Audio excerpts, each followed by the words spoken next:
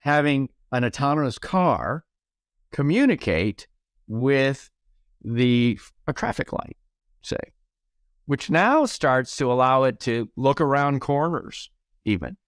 So you're approaching a corner and you could tell, hey, it's no use going 30, might as well slow down to 20 because you're not going to make this. Or it could be smart enough, the intersection could be smart enough to know that, between 2 and 2:30, everybody comes out of the courthouse and this intersection is going to be jam-packed. Let's reroute everyone just for the next 20 minutes this way or that way.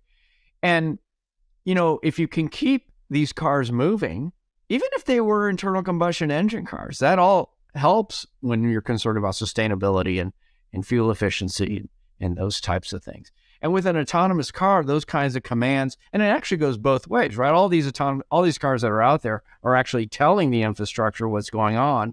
And now AI comes in there, as you're saying, or some high-level reasoning because it's not necessarily a simple problem, right? You've got all these things moving in all sorts of different directions and things happening that are not related to the cars themselves. You got to figure out the best way to handle all of those and send new commands to these vehicles to take best advantage. And what does best advantage even mean? Is it emissions? Is it efficiency? Is it a combination? Right? So I think this is all going back to, cars are not just cars anymore. Especially once they become autonomous, the word is living room on wheels. So we're talking about it moving around, but the whole time you want to also be entertained, probably be watching movies or who knows what, shopping, while you're in there or whatever. There's a lot that can happen here, and I think it's going to force different groups that normally don't work together. Certainly engineers that make batteries and car bodies, but now we're talking about people that design streets have to work with the people that are designing cars. And this is from a physical standpoint too. What do we do with the lanes?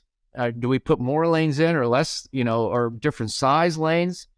And if you consider that while you're doing design, it can also help with efficiency, all that. And I think, one thing we haven't really touched on, we think of cars, a sedan or a compact car or a SUV, but what about a scooter or a one-man electric car, or a two-man electric car, whatever it might be, a two-person car?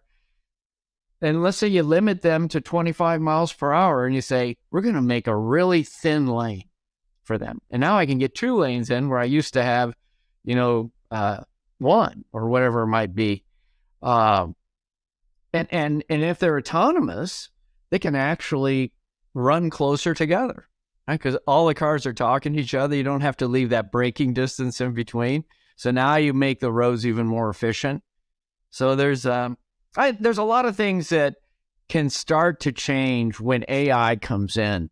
And really just this control system and communication between all the moving pieces, especially if you consider how to use all that capability with the physical world and how to redesign your lanes and your streets and all that. And then again, there's always if these cars are always running and they can run on their own, who needs parking? What are you going to do with all those parking garages and things like that? So you're going to have an opportunity to redesign cities here.